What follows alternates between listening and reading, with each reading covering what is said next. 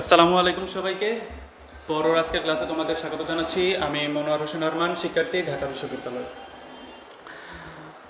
তো ক্লাস শুরুর আগে আশা করি তোমরা সবাই অনেক ভালো আছো। আর আমার ভয়েস, বোর্ড, লাইটিং সব কিছু ঠিকঠাক দেখা যাচ্ছে কিনা একটু এনশিওর করো। আর লাইভ ক্লাসটি দ্রুত শেয়ার করে দাও।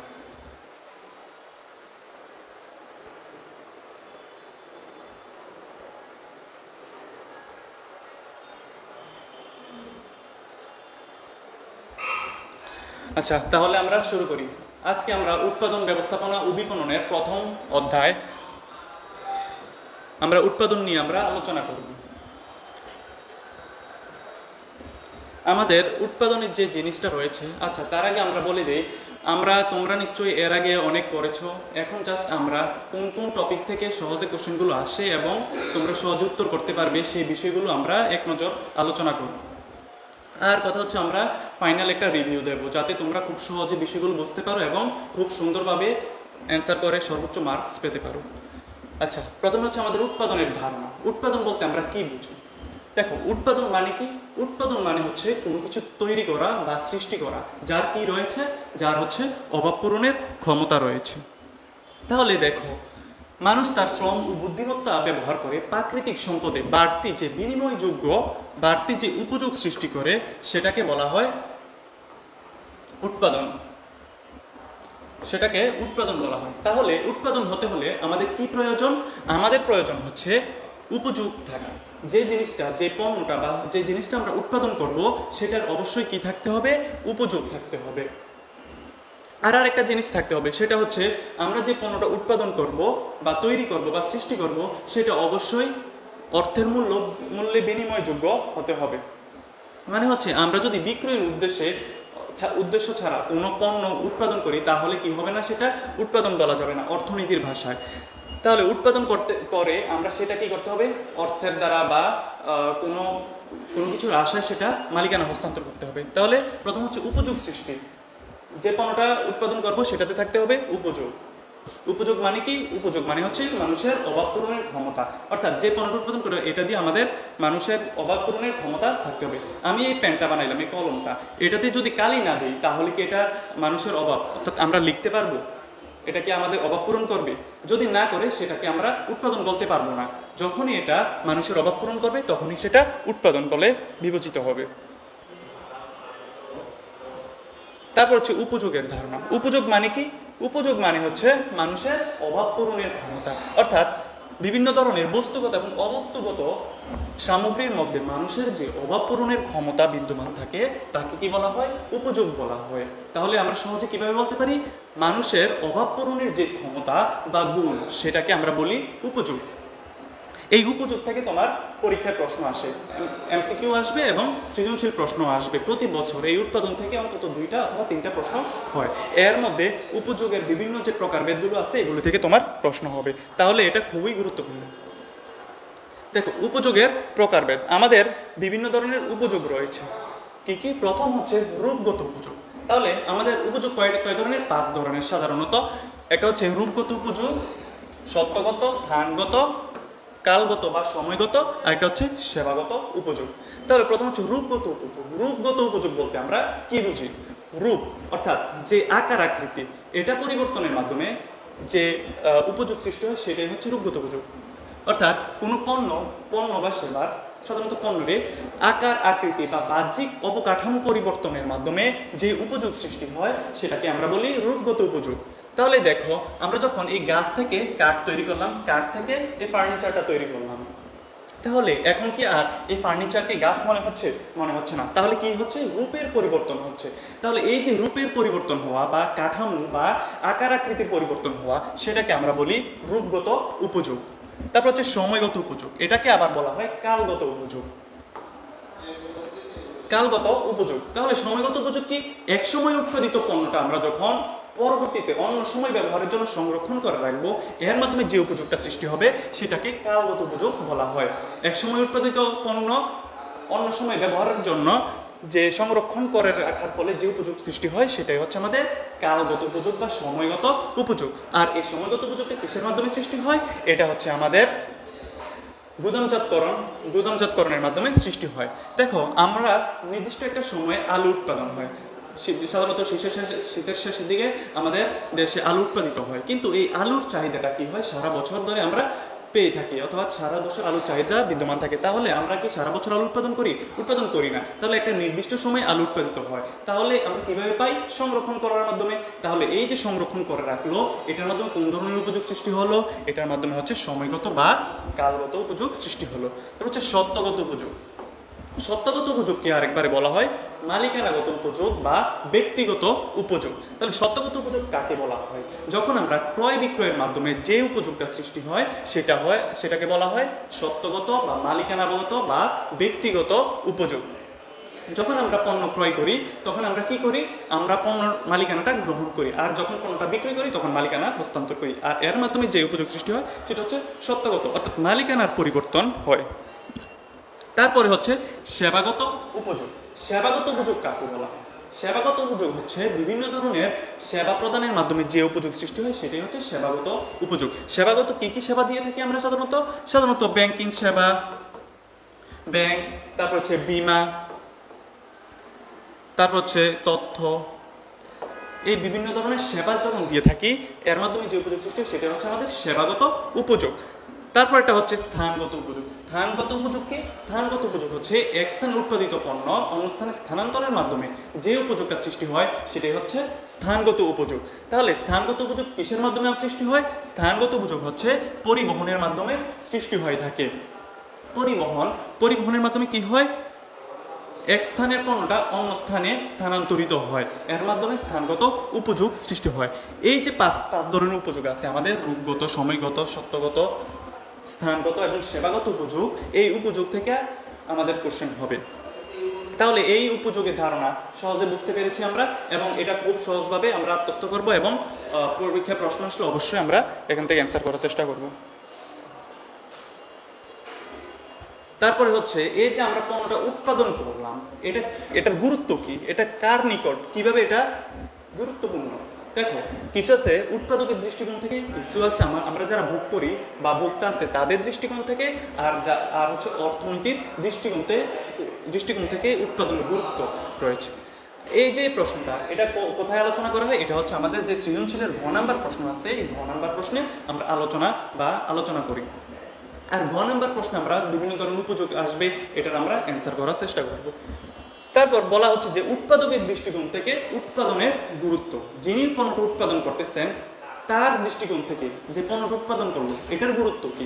প্রথম গুরুত্বটা হচ্ছে উদ্দেশ্য অর্জন, অর্থাৎ আমরা যে পণ্য উৎপাদন করি এটার উদ্দেশ্য কি? অবশ্যই থাকতে হবে মুনাফা অর্জনের উদ্দেশ্য। যদি মুনাফা অর্জনের উদ্দেশ্য না থাকে সেটাকে আমরা উৎপাদন বলতে পারি না। তাহলে উদ্দেশ্য অর্জন, উৎপাদকের দৃষ্টিকোণ থেকে উৎপাদনের প্রথম উদ্দেশ্যটা হচ্ছে মুনাফা অর্জন। তারপরে হচ্ছে উপযোগ সৃষ্টি। তো আমরা যে পণ্যটা উৎপাদন করলাম সেটাতে অবশ্যই কি থাকতে হবে? সেটাতে অবশ্যই উপযোগ থাকতে হবে, অর্থাৎ উপযোগ আছে কিনা। যদি উপযোগ না থাকে সেটা তো উৎপাদনে হবে না। তাহলে উপযোগ সৃষ্টি করে উৎপাদকের দৃষ্টিকোণ থেকে যে উৎপাদনের গুরুত্ব রয়েছে এটা হচ্ছে উপযোগ সৃষ্টি। তারপর হচ্ছে আয়ের উৎস। যে পণ্যটা আমি উৎপাদন করলাম এটার মাধ্যমে আমার আয় হবে। কিভাবে আয় হবে? আমি যে পণ্যটা উৎপাদন করলাম এটা আমি কি করব? বিক্রয় করব। বিক্রয়ের মাধ্যমে আমার আয় হবে। তারপর প্রতিযোগিতা মোকাবেলা। আমি যে পণ্যটা উৎপাদন করলাম এটা নিশ্চয়ই অন্যান্য প্রতিষ্ঠানও একই জাতীয় পণ্যটা উৎপাদন করতে পারে। তাহলে আমার টেকনিক, আমার স্ট্র্যাটেজি অনুযায়ী আমি কিভাবে পণ্যটা বাজারে বিক্রয় করব, কিভাবে ক্রয়ের পরিমাণ বা খরচের পরিমাণগুলো কমিয়ে আনবো, এর মাধ্যমে আমি কিভাবে বাজারে টিকে থাকবো, এটা হচ্ছে উৎপাদকের দৃষ্টিকোণ থেকে উৎপাদনের গুরুত্ব। তারপর হচ্ছে ব্যবসার সম্প্রসারণ। আমি যখন পণ্যটা উৎপাদন করলাম, এই পণ্যটা আমি কি করলাম? বাজারে বিক্রি করলাম। ফলে আমার কি হলো? আয়ের সৃষ্টি হলো। আয়ের মাধ্যমে কি হলো? আমি একদিকে বাজারে টিকে থাকতে পারলাম, আমার যে অন্যান্য খরচগুলো আছে এই খরচগুলো বহন করতে বা ব্যয় করতে পারলাম। তারপর হচ্ছে এতে করে আমার ব্যবসার সম্প্রসারণ হবে, বাজারে আমি প্রতিযোগিতামূলক অবস্থানে থাকতে পারবো এবং প্রতিযোগিতাও টিকে থাকতে পারবো। এগুলো হচ্ছে আমার কার দৃষ্টিকোণ থেকে? উৎপাদকের দৃষ্টিকোণ থেকে, অর্থাৎ আয়, বাজারে টিকে থাকা, তারপরে হচ্ছে প্রতিযোগিতা মোকাবেলা, এগুলো হচ্ছে উৎপাদকের দৃষ্টিকোণ থেকে উৎপাদনের গুরুত্ব। তারপর হচ্ছে ভোক্তাদের দৃষ্টিকোণ থেকে কি কি গুরুত্ব রয়েছে। ভোক্তা কারা? ভোক্তা হচ্ছে আমরা, অর্থাৎ একটা পণ্য বা সেবার যে চূড়ান্ত ভোগকারী বা বিনষ্টকারী তারাই হচ্ছে ভোক্তা। ভোক্তাদের দৃষ্টিকোণ থেকে কি? এটা হচ্ছে চাহিদা পূরণ। কিভাবে চাহিদা পূরণ হয়? যখন পণ্যটা উৎপাদন হবে, আমাদের চাহিদা অনুযায়ী পণ্যটা উৎপাদন হবে, তখন আমরা খুব সহজে পণ্যটা পাবো, তখন আমরা আমাদের নিজেদের অভাব বা প্রয়োজনটা মেটাতে পারবো। তারপর হচ্ছে যথাসময় পণ্য প্রাপ্তি। যদি পণ্য ঠিকঠাকভাবে উৎপাদন বা সঠিক সময় উৎপাদন না হয়, তাহলে কি আমরা সঠিক সময় পণ্যটা পাবো? পণ্যটা পাবো না। তাহলে ভোক্তাদের নিকট থেকে, অর্থাৎ ভোক্তাদের দৃষ্টিকোণ থেকে উৎপাদনের গুরুত্ব হচ্ছে যথাসময় বা সঠিক সময়ে পণ্য প্রাপ্তি। তারপর হচ্ছে জীবনযাত্রার মান উন্নয়ন। কিভাবে মান উন্নয়ন হয়? দেখো, প্রতিটা পণ্যর নতুন নতুন অবকাঠামোগতভাবে উন্নয়ন হয়ে থাকে। এতে করে আমরা নিত্য নতুন পণ্যের ব্যবহার করে থাকি। নিত্য নতুন পণ্য ব্যবহারের মাধ্যমে আমাদের কি হয়? আমাদের যে নতুন লাইফস্টাইল অথবা জীবনের যে গতি, এগুলো কি হয়? পরিবর্তন হয়। তাহলে এতে জীবনযাত্রার মান উন্নয়ন হয়। সামাজিক মর্যাদা বৃদ্ধি, নিজেকে উপস্থাপন। বিভিন্ন ধরনের পণ্য ব্যবহারের মাধ্যমে সমাজে নিজেকে বিভিন্নভাবে উপস্থাপন করার সুযোগ পাই। কিসের ফলে? এই উৎপাদন ফলে। যদি উৎপাদন না হতো তাহলে কি এগুলো সম্ভব হতো? এগুলো সম্ভব হতো না। তারপর হচ্ছে অর্থনীতির দৃষ্টিকোণ থেকে উৎপাদনের গুরুত্ব কি।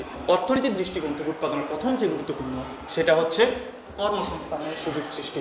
কর্মসংস্থানে কিভাবে সুযোগ সৃষ্টি করে?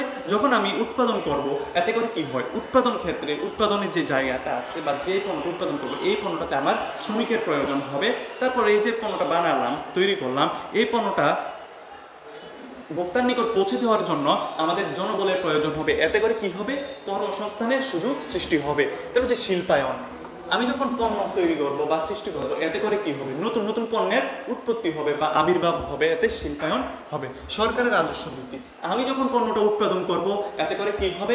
আমার আয় বৃদ্ধি পাবে, আমার বিক্রয় বৃদ্ধি পাবে। আমি যখন বিক্রয়টা বৃদ্ধি করব, আমার আয় বৃদ্ধি পাবে, তখন এই আয়ের একটা অংশ আমি ট্যাক্স হিসেবে কাকে দেব?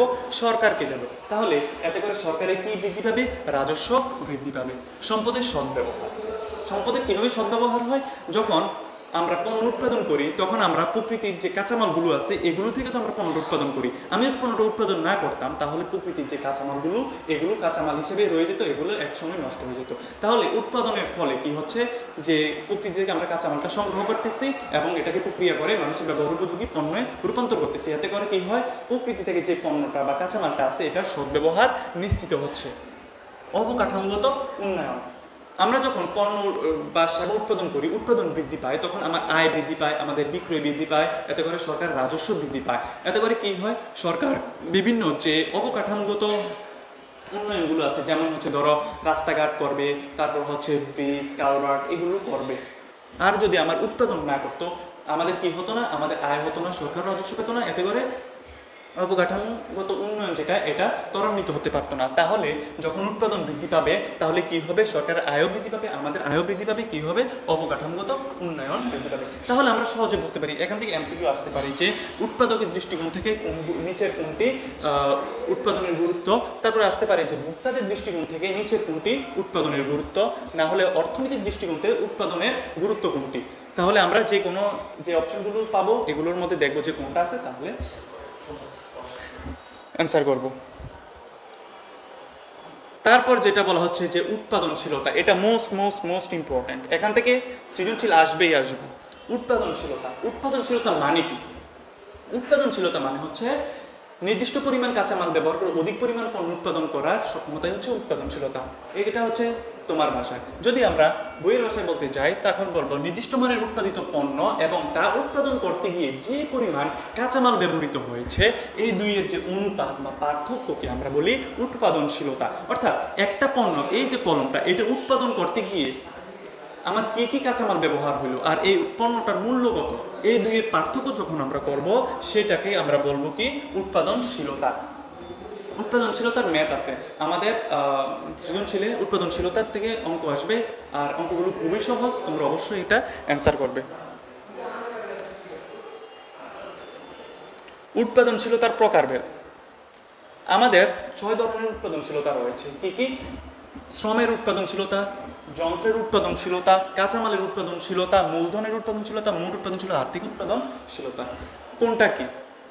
এর মধ্যে শ্রমের উৎপাদনশীলতা, যন্ত্রের উৎপাদনশীলতা, কাঁচামালের উৎপাদনশীলতা আর মোট উৎপাদনশীলতা খুবই খুবই খুবই গুরুত্বপূর্ণ। এগুলো যদি তুমি পারো তাহলে তুমি কি খুব সহজে সৃজনশীল অ্যান্সার করতে পারবে এবং ম্যাথগুলো করতে পারবে। শ্রমের উৎপাদনশীলতা বলতে আমরা কি বুঝি? মোট উৎপাদনের একক এবং মোট শ্রম ঘন্টার পরিমাণ, শ্রম ঘন্টার যে পার্থক্য এতে বলা হয় শ্রমের উৎপাদনশীলতা। অর্থাৎ একটা কতটা পণ্য উৎপাদন, ধরো আমি 10টা পণ্য উৎপাদন করলাম, এই 10টা পণ্য উৎপাদন করতে গিয়ে আমার কি পরিমাণ শ্রম ব্যবহৃত হয়েছে, এই দুইয়ের পার্থক্য যখন করব বা অনুপাত করব তখন আমরা পাবো কি শ্রমের উৎপাদনশীলতা। তবে যন্ত্রের উৎপাদনশীলতা, মোট উৎপাদনের একক এবং মোট শ্রম ঘন্টার পার্থক্যকে আমরা বলি যন্ত্রের উৎপাদনশীলতা। মোট উৎপাদনের একক কিন্তু ফিক্সড। মোট উৎপাদন, মোট উৎপাদন, এই যে মোট উৎপাদন এটা কিন্তু ফিক্সড। যখন আমরা শ্রম থাকবে তাহলে একক থাকবে, যন্ত্র যখন থাকবে তখন একক দেওয়া থাকবে, অথবা টাকাও থাকতে পারে, সমস্যা নেই। যখন আমরা উৎপাদনশীলতা নির্ণয় করবো, মোট উৎপাদনকে আমরা যখন শ্রম দিয়ে ভাগ দেবো, শ্রম ঘন্টা দিয়ে ভাগ দেবো, তখন শ্রমের উৎপাদনশীলতা হবে। মোট উৎপাদনকে যখন আমরা যন্ত্র সময় দিয়ে ভাগ দেবো তখন যন্ত্রের উৎপাদনশীলতা হবে।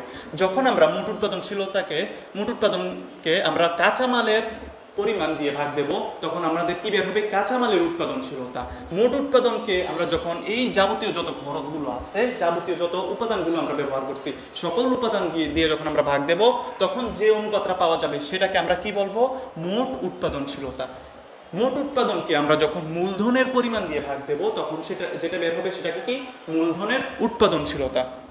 আর আর্থিক উৎপাদনশীলতা একটু ডিফারেন্স, এটা হচ্ছে সংযোজিত মূল্য ডিভাইডেড বাই রূপান্তর মূল্য। সংযোজিত মূল্যকে আমরা যখন রূপান্তর মূল্য দিয়ে ভাগ দেব সেটা বের হবে আর্থিক উৎপাদনশীলতা।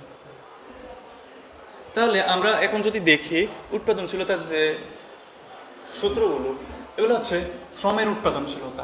তাহলে শ্রমের উৎপাদনশীলতা নির্ণয়ের আমাদের দুইটা পদ্ধতি রয়েছে। একটা হচ্ছে মোট উৎপাদনের একক, যদি একক দিয়ে দেয় আমরা কি দেব? মোট শ্রম ঘন্টা দিয়ে ভাগ দেব, ঠিক আছে? যদি একক না দিয়ে টাকার পরিমাণ দিয়ে দেয় তাহলে মোট উৎপাদনের মূল্যকে আমরা মোট শ্রম ব্যয়, একটা পণ্য উৎপাদন করতে অর্থাৎ 10টা পণ্য উৎপাদন করতে যে পরিমাণ শ্রম বা শ্রম ব্যবহার হয়েছে সেই পরিমাণ শ্রম দিয়ে আমরা ভাগ দেব। তারপর হচ্ছে যন্ত্রের উৎপাদনশীলতা। যদি যন্ত্রের উৎপাদনশীলতা বের করতে বলা হয় তাহলে আমরা কিভাবে করব? মোট উৎপাদনের যে একক, যদি একক দেয় তাহলে আমরা যন্ত্র সময় বা যন্ত্র ঘন্টা দিয়ে আমরা ভাগ দেব। যদি টাকার পরিমাণ দেয় তাহলে যন্ত্র ব্যয়, এই কি পরিমাণ ব্যয় হয়েছে যন্ত্রের সেই ব্যয়টা দিয়ে আমরা ভাগ দেব। তারপর বলছে যে কাঁচামালের উৎপাদনশীলতা। কাঁচামালের উৎপাদনশীলতা আমরা কিভাবে বের করি?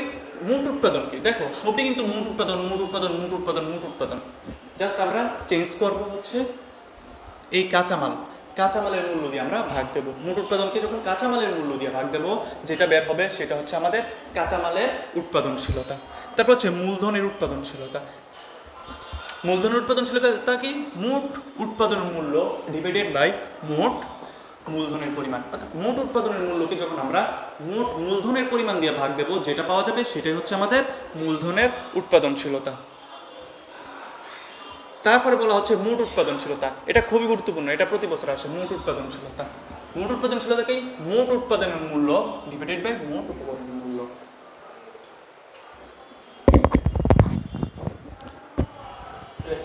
মোট উৎপাদনের মূল্য ভাগ মোট উপকরণের মূল্য।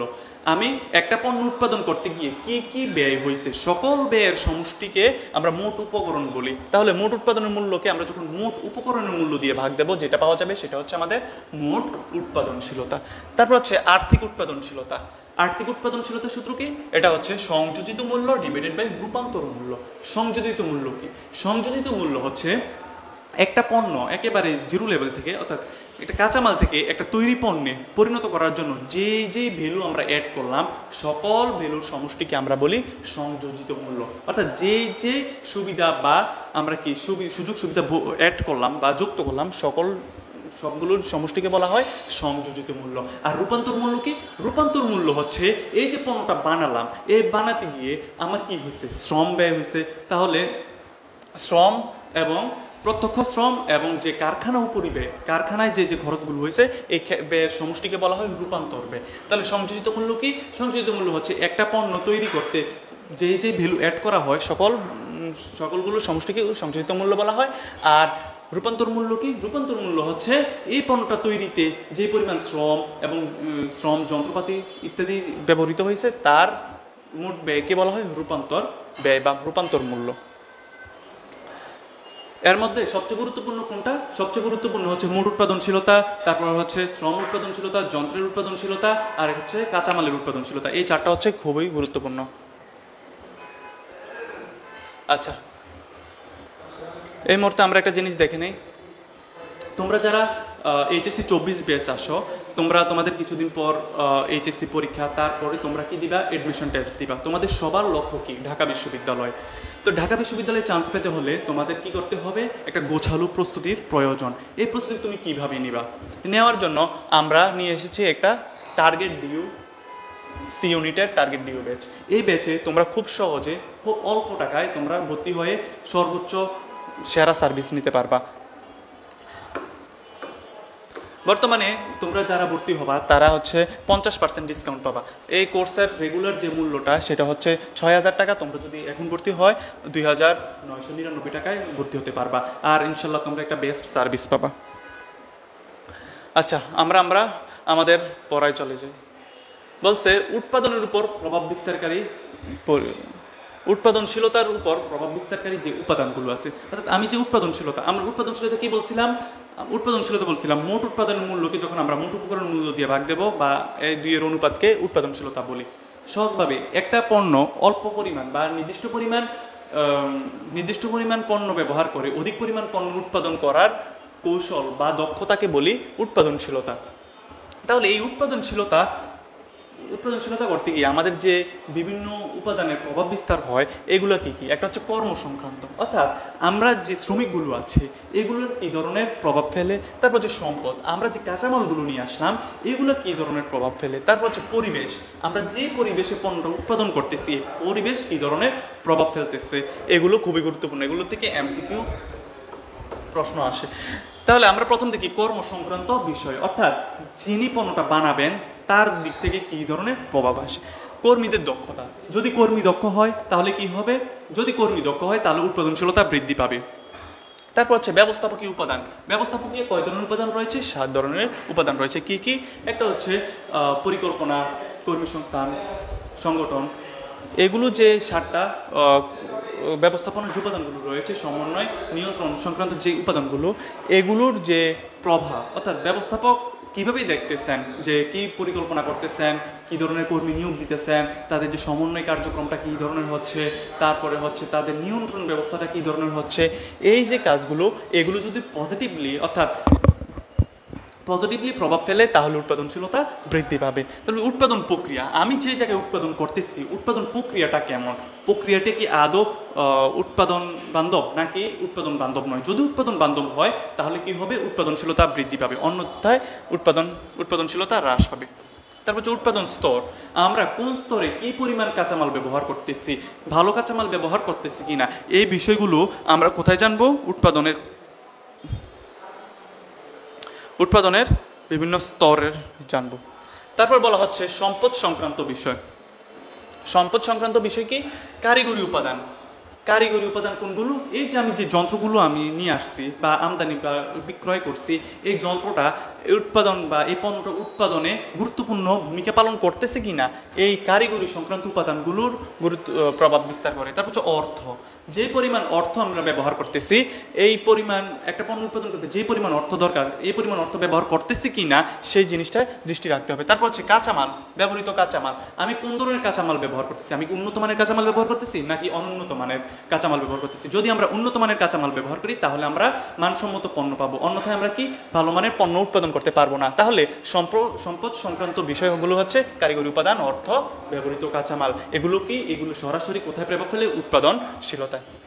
তারপর হচ্ছে পরিবেশগত উপাদান। পরিবেশগত উপাদান কোনগুলো? প্রাকৃতিক উপাদান, বিভিন্ন ধরনের প্রকৃতি বলতে আমরা কি বুঝি?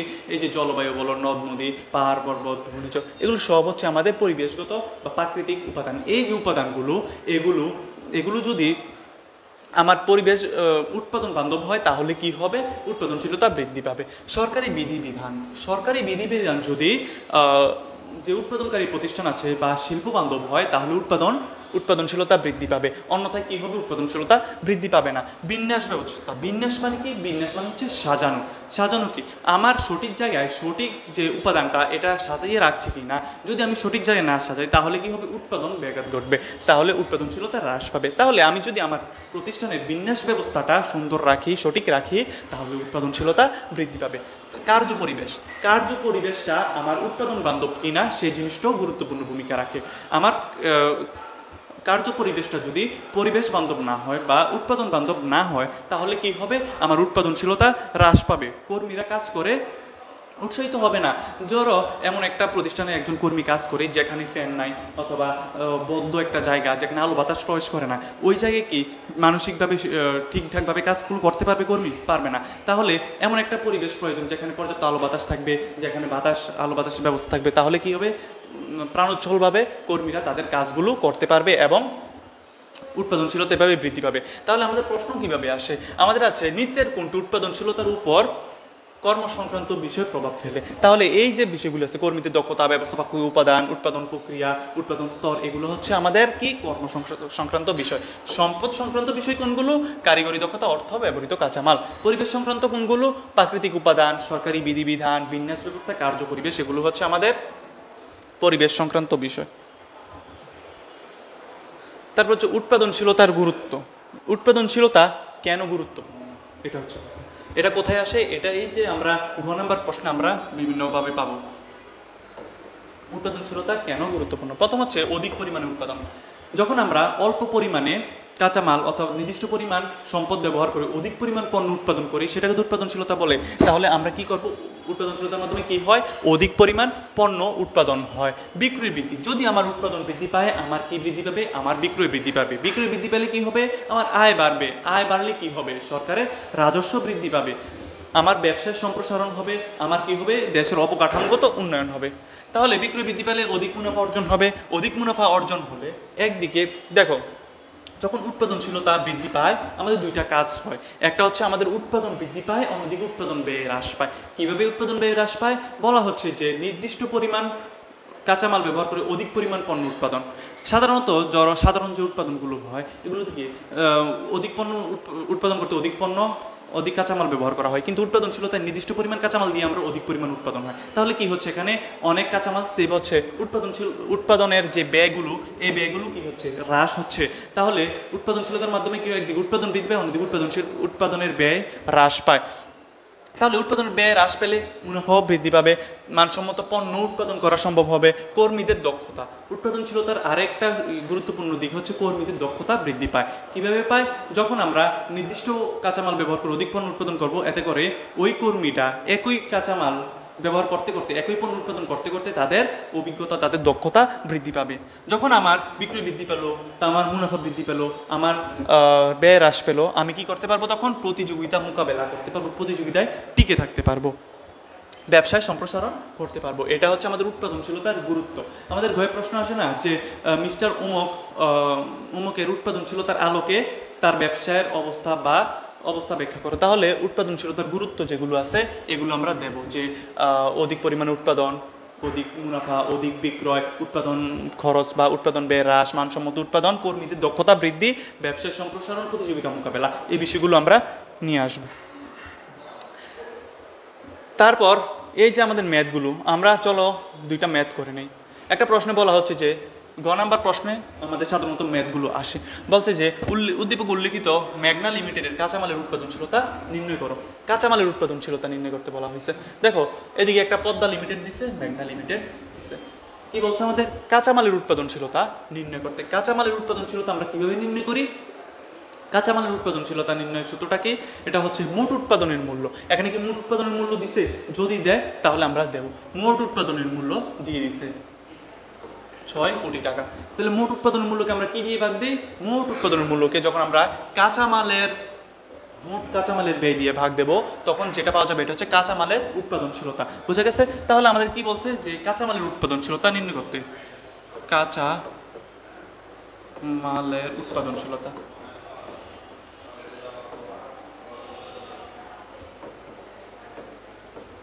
সূত্রটা কি?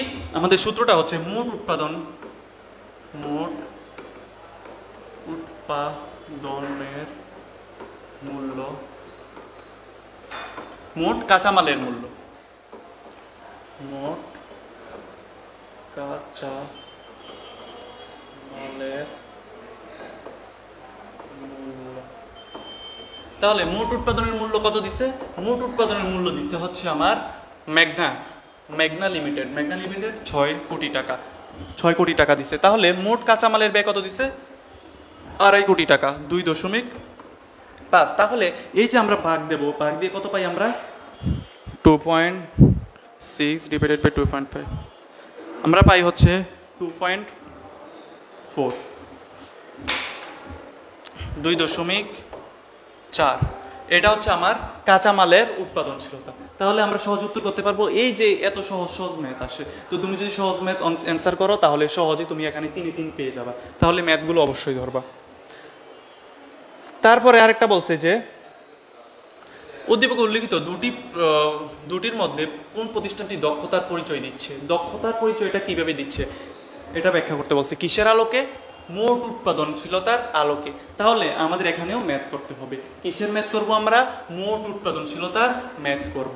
দুইটা প্রতিষ্ঠানের কিন্তু, এই যে পদ্মা লিমিটেডেরও আমরা কি করব? মোট উৎপাদনশীলতা নির্ণয় করব। মেঘনা লিমিটেডেরও আমরা মোট উৎপাদনশীলতা নির্ণয় করব। নির্ণয় করে দেখব যে কোনটার উৎপাদনশীলতা বেশি।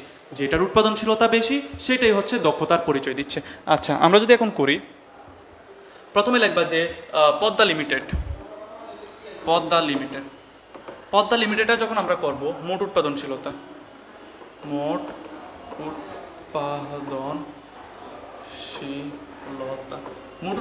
সূত্র কি? মোট উৎপাদনের পরিমাণকে আমরা কি দিয়ে ভাগ দেব? মোট উপকরণ, মোট উৎপাদনের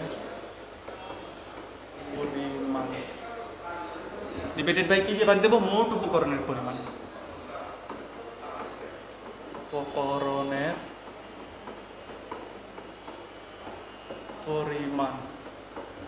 দেখো মোট উৎপাদনের কত? মোট উৎপাদনের পরিমাণ হচ্ছে আমার পদ্মা লিমিটেড হচ্ছে 5 কোটি টাকা। তাহলে এই 5কে আমরা কত দিয়ে ভাগ দেবো? মোট উপকরণ বলতে কি বোঝায়? এই যে পণ্যটা উৎপাদন করলাম, এটা করতে গিয়ে আমার কি কি ব্যয় হয়েছে? সকল ব্যয়ের সমষ্টি। তাহলে শ্রম ব্যয় হয়েছে, কাঁচামাল ব্যয় হয়েছে, যন্ত্রপাতি ব্যয় হয়েছে। কত 1 2 1 1 যোগ 2 যোগ 1, 1 কোটি 2 কোটি 1 কোটি তোমার হচ্ছে 5 ভাগ হচ্ছে 4। তাহলে আমার মানটা কত বের হবে? তাহলে 5কে 4 দিয়ে ভাগ দাও, 5 ডিভাইডেড বাই 4, 1.25। এটা হচ্ছে আমার পদ্মা লিমিটেডের মোট উৎপাদনশীলতা। এবার আমার কিছু বের করতে হবে। আমার হচ্ছে এই যে মেঘনা লিমিটেডের মোট উৎপাদনশীলতা আমাদের বের করতে হবে।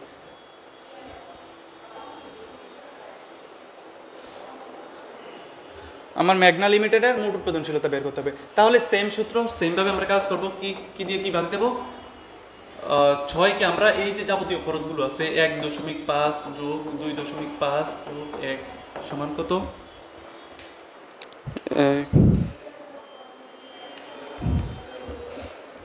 5।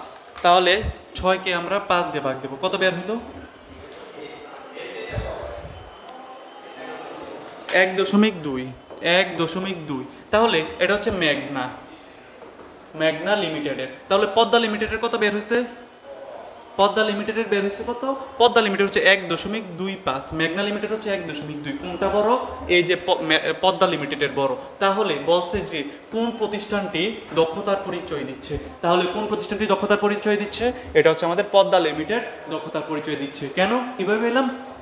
আমরা ম্যাথটা করার পর নিচে মন্তব্য লিখবো যে উদ্দীপকে উল্লিখিত প্রতিষ্ঠান দুটির মধ্যে পদ্মা লিমিটেড দক্ষতার পরিচয় দিচ্ছে। কেন পরিচয় দিচ্ছে?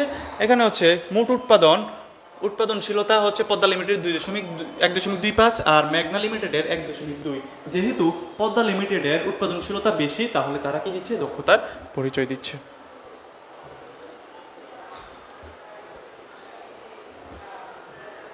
তাহলে আপাতত প্রথম অধ্যায় শেষ। এই যে প্রথম অধ্যায়ের ম্যাথগুলো বা আমরা যে বিষয়গুলো দেখালাম, এগুলো খুবই গুরুত্বপূর্ণ। তাহলে আমরা যদি সহজে আলোচনা আবার করি কি কি আসে প্রথম অধ্যায় থেকে।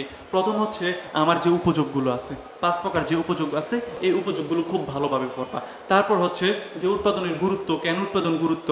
তারপরে হচ্ছে আমাদের যে উৎপাদনশীলতা, উৎপাদনশীলতার বিভিন্ন যে ম্যাথগুলো আছে এই ম্যাথগুলো যদি দুইটা সৃজনশীল আসে, একটা দিয়ে দিবে যে একটা উপযোগের অঙ্ক থাকবে আর একটা হচ্ছে এই ম্যাথ থাকবে, তাহলে এই দুইটা খুবই সহজ অধ্যায়। তো তোমাদের অবশ্যই এটা টাচ করা উচিত।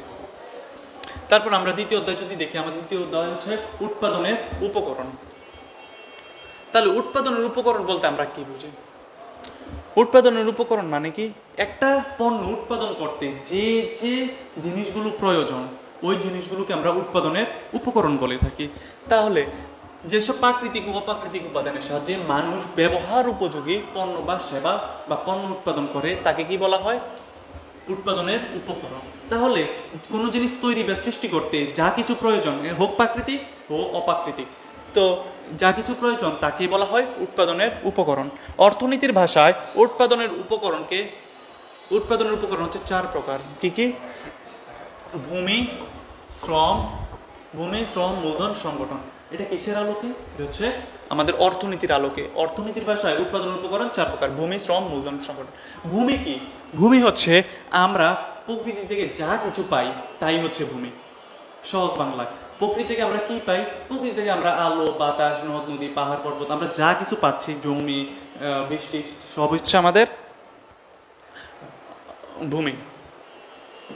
দেখো বলা হচ্ছে মাটির উর্বর শক্তি, আবহাওয়া, জলবায়ু, তারপর হচ্ছে তাপ, পানি, খনিজ সম্পদ, প্রাকৃতিক সম্পদ, বনজ সম্পদ, মৎস্য সম্পদ ইত্যাদি যা প্রকৃতি আমাদেরকে অকাতরে দান করেছেন তাই হচ্ছে ভূমি। তাহলে আমরা যখন দেখব উদ্দীপকে একটা প্রতিষ্ঠান ভূমি রিলেটেড অর্থাৎ প্রকৃতি রিলেটেড কোনো কাজে লিপ্ত, তখন এটাকে আমরা কি বলতে পারি? এটাকে আমরা সহজে ভূমি বলতে পারি। তারপর বলছে ভূমির বৈশিষ্ট্য।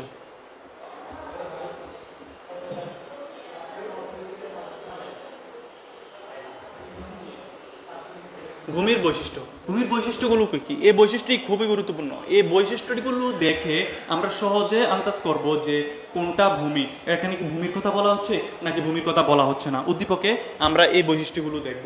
আর একটা গুরুত্বপূর্ণ বিষয় হচ্ছে এই যে আমাদের খ নাম্বার প্রশ্ন আছে, আমাদের খ নাম্বার অনুধাবনমূলক প্রশ্নগুলোতে এই বৈশিষ্ট্যগুলো ব্যাখ্যা করতে বলা হয়। যেমন বলা হয় যে ভূমির যোগান সীমিত, ব্যাখ্যা করো। বলা হয় যে ভূমি অবিনশ্বর, ব্যাখ্যা করো। বলা হয় যে ভূমির যোগান দাম নেই, ব্যাখ্যা করো। তাহলে কোনটা কি? এই বৈশিষ্ট্যগুলো তুমি খুব ভালোভাবে পড়বা। প্রথম বলা হচ্ছে প্রকৃতির দান। ভূমি প্রকৃতির দান। ভূমি কি মানুষ সৃষ্টি করতে পারে? মানুষ সৃষ্টি করতে পারে না। ভূমি আল্লাহ প্রদত্ত। অর্থাৎ প্রকৃতি যা কিছু সৃষ্টি, প্রাকৃতিকভাবে যা কিছু সৃষ্টি সবই হচ্ছে ভূমি। আর প্রকৃতি আমাদেরকে যা কিছু দিয়েছেন তাই হচ্ছে ভূমি। তাই ভূমিকে কি বলা হয়? প্রকৃতির দান বলা হয়। বলা হয় ভূমির যোগান সীমিত। যোগান মানে কি? যোগান মানে হচ্ছে সাপ্লাই। ভূমি সৃষ্টির শুরুতে যে পরিমাণ ছিল একই পরিমাণ আছে। তাহলে ভূমিকে কি আমরা চাইলে বাড়াতে পারবো? আমরা চাইলে কি বৃষ্টি নিয়ে আসতে পারবো? আমরা চাইলে কি একটা জমির অংশ বাড়াতে পারবো? পারবো না। তাহলে এই যে সাপ্লাই বা ভূমির যোগান, এটা কি? এটা হচ্ছে ভূমির যোগান হচ্ছে সীমিত। অর্থাৎ সৃষ্টির শুরু থেকে যে পরিমাণ ভূমি ছিল সেই পরিমাণ ভূমি আছে। এটা আমরা কি করতে পারি? আমরা বিভিন্নভাবে উৎপাদন কাজে ব্যবহার করে বিভিন্নভাবে আমরা উৎপাদন করতে পারি। ভূমি অবিনশ্বর। অবিনশ্বর মানে কি? নশ্বর মানে কি? নশ্বর মানে হচ্ছে ধ্বংসশীল, যার ধ্বংস আছে। অবিনশ্বর মানে কি? যার ধ্বংস নেই, যিনি ধ্বংসশীল নয়। তাহলে ভূমি ধ্বংসশীল নয়। কখন পর্যন্ত? যেহেতু সৃষ্টির শুরু থেকে এখন পর্যন্ত আছে, কিয়ামতের আগ পর্যন্ত কি হবে? ভূমি টিকে থাকবে। ভূমি ধ্বংসশীল নয়। বলছে যে অস্থানান্তর যোগ্যতা। আচ্ছা, ভূমি কি এক স্থান থেকে অন্য স্থানে নিয়ে যায়? তুমি কি চাইলে এই যে বিল্ডিংটা এটা এক স্থান থেকে উঠাই আরেক স্থানে নিয়ে যেতে পারবা? পারবা না, এটাকে ভেঙে যাবে। তাহলে এই যে জিনিসগুলো, তারপর হচ্ছে জমি, ক্ষেতের জমি, একটা জমি কি ট্রাকে করে অন্য জায়গায় নিয়ে যেতে পারবা? পারবা না। তাহলে অস্থানান্তর যোগ্যতা, এক স্থান থেকে অন্য স্থানে স্থানান্তর করা যায় না। মানুষ কি করে? তাহলে কিভাবে ব্যবহার করে? যেখানে ভূমিটা আছে সেখানে উৎপাদন কার্যটাকে নিয়ে আসতে হয়, ভূমি গিয়ে ওই জায়গায় ব্যবহার করা হয় না। কিন্তু বাকি যে উৎপাদনের 4টা উপাদান আছে সেগুলোকে ওই উৎপাদনের স্থানে নিয়ে যাওয়া হয়, কিন্তু ভূমিতে সকল উৎপাদনের উপকরণগুলো নিয়ে আসতে হয়। এটা হচ্ছে পার্থক্য। তারপর এটা খুবই গুরুত্বপূর্ণ, এখান থেকে খ নম্বরের প্রশ্ন আসে অনুধাবনমূলকে, যে ক্রমহ্রাসমান প্রান্তিক উৎপাদন বিধি কার্যকারিতা। ক্রমহ্রাসমান প্রান্তিক উৎপাদন বিধি আসলে কি? আসলে হচ্ছে আমরা যখন একটা ভূমি ব্যবহার করি, আমরা যত ব্যবহার করি তত আমরা মনে করি উৎপাদন হইতেছে, আসলে প্রকৃত অর্থে এটার উৎপাদন দিন দিন হ্রাস পাচ্ছে। যখন আমরা প্রথম মৌসুমে একটা ফসল উৎপাদন করব, দেখবা অনেক পরিমাণ, বিশাল পরিমাণ পণ্য উৎপাদন হইতেছে, কিন্তু দিন দিন এর উৎপাদন শক্তি কি হচ্ছে, হ্রাস হচ্ছে। এতে করে কি হয়, পণ্যের যে প্রান্তিক উৎপাদন, যে মূল উৎপাদনটা, এটা কি হয়, এটা কমতে থাকে। তাহলে বলা হয় যে ভূমির ক্ষেত্রে ক্রমহ্রাসমান প্রান্তিক উৎপাদন বিধির কার্যকারিতা রয়েছে। ভূমির যোগান দাম নেই। আচ্ছা, বলা হচ্ছে যোগান মানে কি বলছিলাম, যোগান মানে হচ্ছে সাপ্লাই। যেহেতু ভূমি এক জায়গায় থেকে অন্য জায়গায় সাপ্লাই করা যায়, যোগান দেওয়া যায়, যায় না। যেহেতু ভূমি এক জায়গা থেকে অন্য জায়গায় নেওয়া যায় না, সেহেতু ভূমিরও কি নেই, যোগান দাম নেই। তবে যে ভূমি ভাড়া দেয়, তো ভাড়া নিতে পারে, তারপর হচ্ছে খাজনা খরচ আছে, এগুলো থাকতে পারে, কিন্তু এক জায়গা থেকে যেহেতু অন্য জায়গায় নেওয়াও যায় না, এটার কোনো সাপ্লাই কষ্ট নেই, অর্থাৎ যোগান মূল্য নেই। ভূমি প্রকৃতি দান, আদিম অক্ষয়, এগুলো আমরা প্রথমে পড়ছিলাম যে প্রকৃতি প্রদত্ত দান, এগুলো একবারে সৃষ্টির শুরু থেকে এখন পর্যন্ত আছে, অক্ষয়, এগুলো কোনো ধ্বংস হয়নি। তবে ধ্বংস হয়নি বলতে ব্যবহারজনিত কিছু ক্ষতি হতে পারে, তবে একেবারে তো নিঃশেষ হয়ে যায় না, এটাকে বোঝানো হয়েছে। তারপর বলা হচ্ছে শ্রম। শ্রম কি? শ্রম হচ্ছে মানুষ তার শারীরিক বা মানসিক যে পরিশ্রম করে অর্থের জন্য, সেটাকে আমরা বলি পরিশ্রম বা শ্রম। অর্থাৎ পারিশ্রমিকের বিনিময়ে কোনো মানুষ তার শারীরিক অথবা মানসিক পরিশ্রমকে আমরা শ্রম বলে থাকি। তাহলে আমাদের শ্রম কত প্রকার? দুই প্রকার, একটা হচ্ছে শারীরিক শ্রম আর একটা হচ্ছে মানসিক শ্রম। এটা আমরা কিসের মাধ্যমে দিই? আমরা হচ্ছে এটা অর্থ উপার্জনের জন্য দিই। যদি অর্থ উপার্জন বা পারিশ্রমিকের উদ্দেশ্যে আমরা যদি আমরা শ্রম না দিই, সেটাকে আমরা অর্থনীতির ভাষায় শ্রম বলতে পারবো না। কেন পারবো না? আমাদের শর্তই বলে দিচ্ছে যে শ্রম হতে হলে অবশ্যই এটা কি থাকতে হবে, অর্থ উপার্জনের উদ্দেশ্য থাকতে হবে। ধরো একজন মানব সেবায় কোনো কাজ করতেছে টাকা ছাড়া, এটাকে কি আমরা শ্রম বলতে পারবো? এটাকে আমরা শ্রম বলতে পারবো না। তাহলে শ্রম হতে হলে অবশ্যই কি থাকতে হবে? অবশ্যই অর্থ উপার্জনের উদ্দেশ্য থাকতে হবে। শ্রমের বৈশিষ্ট্য, এই বৈশিষ্ট্যগুলো খুবই গুরুত্বপূর্ণ। কেন গুরুত্বপূর্ণ? এগুলো এমসিকিউ তো আসে, আবার সৃজনশীলও আসে, আবার উদ্দীপকে দেওয়া থাকে। উদ্দীপকের গয়ে এই বৈশিষ্ট্যগুলো দেখে আমরা বুঝবো এটা কি শ্রম বলছে নাকি ভূমি বলছে নাকি সংগঠন বলছে, এই বিষয়গুলো বুঝবো। আবার আমাদের যে অনুধাবনমূলক প্রশ্ন আছে, অনুধাবনমূলক প্রশ্নে দিয়ে দেয় যে শ্রম একটি ধ্বংসশীল উপাদান, ব্যাখ্যা করো। শ্রম সংরক্ষণ করা যায় না, ব্যাখ্যা করো। বলা হয় যে শ্রম গতিশীল, ব্যাখ্যা করো। তাহলে আমরা এই জিনিসগুলো ব্যাখ্যা করতে হবে। বলা হচ্ছে শ্রম ধ্বংসশীল, আমরা একটু আগে পড়ছিলাম ভূমি হচ্ছে ধ্বংসশীল নয়, অবিনশ্বর। এখন হচ্ছে শ্রম ধ্বংসশীল। কেন ধ্বংসশীল? যদি আমি আজকে এখানে মানে না আসতাম, তাহলে কি আমি আজকে এখানে ক্লাসটা নিতে পারতাম না। তাহলে এই যে দিনটা, এই দিনটা কি পরবর্তীতে কোনো সময় আমার ফিরে আসতো না। তাহলে কোনো একটা দিন যদি কোনো একটা শ্রমিক লস করে ফেলে বা হারিয়ে ফেলে, এইটা কোনো দিন ফিরে আসে না। তাহলে এটা হচ্ছে ধ্বংসশীল, মানে একেবারে চিরদিনের জন্য ধ্বংস হয়ে যায়। তাহলে একজন শ্রমিক একটা দিন যদি বসে থাকে ঘরে, তিনি কি করবে না, তিনি আর এই শ্রমটা পরবর্তীতে কোনোদিন দিতে পারবে না। তাহলে শ্রম ধ্বংসশীল। আর বলা হচ্ছে শ্রমিক এবং শ্রম অবিচ্ছিন্ন, এটা খুবই গুরুত্বপূর্ণ, এটা থেকে প্রশ্ন আসে। শ্রমিক এবং শ্রম কেন অবিচ্ছিন্ন, ব্যাখ্যা করো। তাহলে দেখো, শ্রম কারা দেয়? শ্রমিক দেয়। তাহলে শ্রমিক যদি এক জায়গায় থাকে, শ্রম যদি আরেক জায়গায় থাকে, তাহলে কি শ্রম দেওয়া সম্ভব? ধরো আমি আজকে এই জায়গায়, এই যে শনির আখড়ায় আইসা ক্লাস নেওয়ার কথা নিচে, যদি আমি আজিমপুর বসে থাকতাম, তাহলে কি আমি ক্লাসটা নিতে পারতাম? ওই দিক থেকে এসে শ্রমটা দিতে পারতাম না। তাহলে শ্রমিক আর শ্রম অবিচ্ছিন্ন। শ্রমিক থেকে শ্রমকে আলাদা করা যায় না। যিনি শ্রমিক তিনি শ্রম দিবেন, যিনি শ্রমিক নয় তিনি শ্রম দিতে পারবেন না। এই কারণে বলা হচ্ছে যে শ্রমিক থেকে শ্রম অবিচ্ছিন্ন। বলা হচ্ছে শ্রম একটি জীবন্ত উপাদান। আচ্ছা, শ্রমটা কে দিচ্ছে? শ্রমিক দিচ্ছে। শ্রমিক কি জীবন্ত? যদি শ্রমিকটা মারা যায়, তিনি কি শ্রমটা দিতে পারবেন না। তাহলে যেহেতু শ্রমিক জীবন্ত, তার শ্রমটাও জীবন্ত। যদি শ্রমিক মারা যায়, তার শ্রমটা অটোমেটিক আর আসবে না, দিতে পারবেন না। তা এই কারণে বলা হচ্ছে যে শ্রমিক একটি জীবন্ত উপাদান। আচ্ছা, এভাবে যদি প্রশ্ন হয়, তাহলে আমরা কিভাবে উত্তর দেবো? বলা হচ্ছে যে শ্রম একটি জীবন্ত উপাদান ব্যাখ্যা করতে বলা হয়, তখন আমরা কি প্রথমে শ্রমের বৈশিষ্ট্য দিব। বলা হচ্ছে ভূমি অবিনশ্বর, ব্যাখ্যা করো। তখন আমরা কি করবো? প্রথমে ভূমির সংজ্ঞা দেবো, অর্থাৎ যে জিনিসটা ব্যাখ্যা করতে বলবে তার আগে সংজ্ঞা দেবো, তারপরে এই জিনিসটা ব্যাখ্যা করবো। শ্রমকে সংরক্ষণ করা যায় না, যেহেতু শ্রম ধ্বংসশীল, শ্রমকে সংরক্ষণ করা যায় না। আজকে যদি আমি সার্ভিস বা সেবা না দিই, আমি পরবর্তীতে কোনোদিন এই সেবাটা দিতে পারবো না। কেন পারবো না? এই দিনটা তো আমার আর ফিরে আসবে না। এই কারণে শ্রম সংরক্ষণ করা যায় না, শ্রম একটি ধ্বংসশীল উপাদান। শ্রমের যোগান পরিবর্তনশীল। যোগান মানে কি? সাপ্লাই। তাহলে যেখানে শ্রমটার প্রয়োজন সেখানে তো শ্রমিক যায়, তাহলে যেই জায়গায় কাজের সুযোগ সুবিধা বেশি সেই জায়গায় শ্রমিক যেতে হয়। তাহলে কি হয়? এভাবে শ্রম যোগান হয়, এক জায়গা থেকে অন্য জায়গায় সাপ্লাই হয়। এই কারণে বলা হচ্ছে শ্রমের যোগান পরিবর্তনশীল। শ্রম গতিশীল। গতিশীল মানে কি? গতিশীল মানে হচ্ছে এক স্থান থেকে অন্য স্থানে স্থানান্তরিত হওয়া। ধরো বাংলাদেশ থেকে অনেক শ্রমিকরা যাচ্ছে না, বিদেশ যাচ্ছে, তো তারা কি দিচ্ছে? এখানে শ্রম দিচ্ছে। তাহলে এক জেলা থেকে অন্য জেলায়, এক গ্রাম থেকে অন্য গ্রামে, এক দেশ থেকে অন্য দেশে যখন শ্রমিক কি হয়? শ্রমিক স্থানান্তর হয়, এটাকে বলা হয় শ্রমের গতিশীলতা। তারপর হচ্ছে এগুলো আমরা বৈশিষ্ট্য বললাম। এবার হচ্ছে আমাদের শ্রমের গতিশীলতা বলতে কি বোঝায়? শ্রমের গতিশীলতা মানে কি? শ্রমের ভৌগোলিক অবস্থানের পরিবর্তন, এক পেশা থেকে অন্য পেশায় পরিবর্তন, এক শিল্প থেকে অন্য শিল্পে স্থানান্তর, এক পদ থেকে অন্য পদে পদার্পণ, পরিবর্তনকে শ্রমের গতিশীলতা বলা হয়। তাহলে শ্রমের গতিশীলতা কি? এক দেশ থেকে অন্য দেশে, এক স্থান থেকে অন্য স্থানে, এক জেলা থেকে অন্য জেলায়, এক শিল্প থেকে অন্য শিল্প, এক পদ থেকে অন্য পদে পরিবর্তন হওয়াকে কি বলা হয়? শ্রমের গতিশীলতা বলা হয়। শ্রমের গতিশীলতাকে কোশ্চেন হয়। তারপর হচ্ছে শ্রমের গতিশীলতার প্রকারভেদ, খুবই গুরুত্বপূর্ণ। শ্রমের গতিশীলতার প্রকার সাধারণত 4 প্রকার। একটা হচ্ছে ভৌগোলিক শ্রমের গতিশীলতা, পেশাগত শ্রমের গতিশীলতা, শিল্পগত শ্রমের গতিশীলতা, একটা হচ্ছে স্তরগত শ্রমের গতিশীলতা। ভৌগোলিক শ্রমের গতিশীলতা কি? ভৌগোলিক মানে কি? এক স্থান থেকে অন্য স্থানে স্থানান্তরিত হওয়া, এক গ্রাম থেকে অন্য গ্রামে, এক জেলা থেকে অন্য জেলায়, এক শহর থেকে অন্য শহরে, এক দেশ থেকে অন্য দেশে স্থানান্তরিত হওয়াকে কি বলা হয়? ভৌগোলিক শ্রমের গতিশীলতা বলা হয়। এটা আবার 2 প্রকার। কি? একটা হচ্ছে অভ্যন্তরীণ শ্রমের গতিশীলতা, একটা হচ্ছে আন্তর্জাতিক শ্রমের গতিশীলতা। অভ্যন্তরীণ কোনটা? অর্থাৎ দেশের যে গণ্ডি আছে, দেশের গণ্ডির মধ্যে, দেশের সীমারেখার মধ্যে, অর্থাৎ এক জেলা থেকে অন্য জেলায়, এক গ্রাম থেকে অন্য গ্রামে, এক বিভাগ থেকে অন্য বিভাগে যখন শ্রমের স্থানান্তর হয় সেটাকে বলা হয় অভ্যন্তরীণ শ্রমের গতিশীলতা। আরেকটা হচ্ছে আন্তর্জাতিক শ্রমের গতিশীলতা। আন্তর্জাতিক শ্রমের গতিশীলতা কোনটা? যখন দেখবা এক দেশ থেকে মানুষ অন্য দেশে গিয়ে শ্রম দিচ্ছে, শ্রমিক এক দেশ থেকে অন্য দেশে স্থানান্তর হচ্ছে, সেটাকে বলা হয় আন্তর্জাতিক শ্রমের গতিশীলতা। এক দেশ থেকে অন্য দেশে হলে আন্তর্জাতিক।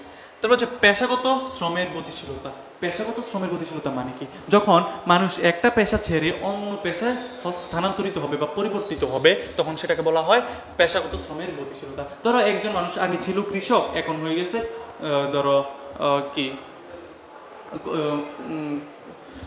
আগে ছিল কৃষক এখন হয়ে গেছে রিক্সা চালক, আগে ছিল কৃষক এখন হয়ে গেছে ধরো গার্মেন্টসের একজন কর্মী। এই যে পেশার পরিবর্তন করতেছে, এটার মাধ্যমে কি হচ্ছে? পেশাগত শ্রমের গতিশীলতা। তারপর হচ্ছে শিল্পগত শ্রমের গতিশীলতা মানে কি? যখন দেখবা একটা শিল্প থেকে অন্য শিল্পে স্থানান্তরিত হচ্ছে, সেটাই হচ্ছে শিল্পগত শ্রমের গতিশীলতা। শিল্পগত শ্রমের গতিশীলতা আবার 2 প্রকার। একটা হচ্ছে আনুভূমিক শিল্পগত শ্রমের গতিশীলতা, আর একটা হচ্ছে উলম্ব শিল্পগত শ্রমের গতিশীলতা। আনুভূমিক শিল্পগত শ্রমের গতিশীলতা কি? যখন একটা শ্রমিক এক শিল্প ছেড়ে অন্য শিল্পে একই পদে পরিবর্তিত হয়, সেটাকে বলা হয় আনুভূমিক শিল্পগত শ্রমের গতিশীলতা। ধরো একজন ম্যানেজার একটা কোম্পানিতে আগে একজন ম্যানেজার ছিল, একজন কর্মী একটা প্রতিষ্ঠানে ম্যানেজার ছিল, অন্য প্রতিষ্ঠানে ম্যানেজার হিসেবে যোগদান করছে, এটা হচ্ছে আনুভূমিক শিল্পগত শ্রমের গতিশীলতা। তিনি কি সেম পজিশন সেম পদে এক প্রতিষ্ঠান ছেড়ে অন্য প্রতিষ্ঠানে চলে গেছে বা পরিবর্তন হয়েছে, এটাকে বলা হয় আনুভূমিক শিল্পগত শ্রমের গতিশীলতা। যখন একই শ্রমিক একটা প্রতিষ্ঠান ছেড়ে বা একটা শিল্প ছেড়ে অন্য শিল্প প্রতিষ্ঠানে উচ্চ পদস্থ কোনো পদে চাকরি পরিবর্তিত হয়, তখন তাকে কি বলা হয়? উলম্ব শিল্পগত শ্রমের গতিশীলতা। তাহলে ধরো একটা লোক একটা প্রতিষ্ঠানে সহকারী ম্যানেজার ছিল, অন্য একটা প্রতিষ্ঠানে গিয়ে কি হয়েছে? ম্যানেজার হয়ে গেছে। তখন এটা কি হবে? এটা হচ্ছে এই যে সহকারী ম্যানেজার থেকে ম্যানেজার হলো, উচ্চ পদ থেকে নিম্ন পদে গেল, নিম্ন পদ থেকে উচ্চ পদে পরিবর্তিত হলো, এটাকে বলা হয় উলম্ব শিল্পগত শ্রমের গতিশীলতা। তাহলে দেখো আনুভূমিক যে শিল্পগত শ্রমের গতিশীলতা আছে, এটাকে বলা হয় সরল শিল্পগত শ্রমের গতিশীলতা। তারপর হচ্ছে উলম্ব মানে কি? একটা প্রতিষ্ঠান থেকে অন্য প্রতিষ্ঠান যাবে, তবে তুলনামূলক উচ্চ পদে পরিবর্তিত হবে। আর একটা হচ্ছে স্তরগত শ্রমের গতিশীলতা। এটার মধ্যে এটার পার্থক্য রয়েছে। এই যে উলম্ব শিল্পগত শ্রমিক গতিশীলতা কি হয়? একটা শিল্প প্রতিষ্ঠান ছেড়ে অন্য শিল্প প্রতিষ্ঠানে তুলনামূলক উচ্চ পদে পদার্পিত হয়, এটাকে বলা হয় উলম্ব শিল্পগত শ্রমের গতিশীলতা। ঠিক একই কাজ স্তরগত শ্রমের গতিশীলতা হয়।